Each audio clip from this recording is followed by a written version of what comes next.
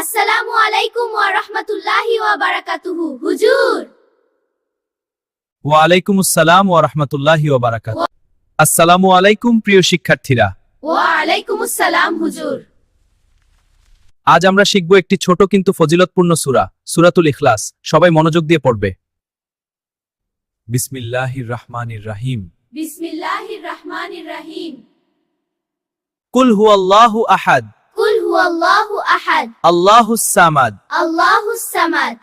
লাম ইয়ালিদ ওয়া লাম ইউলাদ। লাম ইয়ালিদ ওয়া লাম ইউলাদ ওয়া লাম ইয়াকুল্লাহু কুফুয়ান আহাদ। এখন তোমরা মনোযোগ দিয়ে শুনবে। আমি সূরাতুল ইখলাসের অর্থ বলছি। আর তার সমতুল্য কেউ নেই। আল্লাহ এক, আল্লাহ অমুখাপেক্ষী। তিনি কাউকে জন্ম দেননি এবং তাকেও জন্ম দেওয়া হয়নি। আর তার সমতুল্য কেউ নেই। তোমরা কি জানো, এই সূরা 3 বার পড়লে পুরো কুরআন শরীফ খতম করার সমান সওয়াব পাওয়া যায়। তাহলে আমরা প্রতিদিন 3 বার করে পড়ব ইনশাআল্লাহ। ইনশাআল্লাহ। মনে রাখবে বাচ্চারা, সূরা ছোট হলেও এর শিক্ষা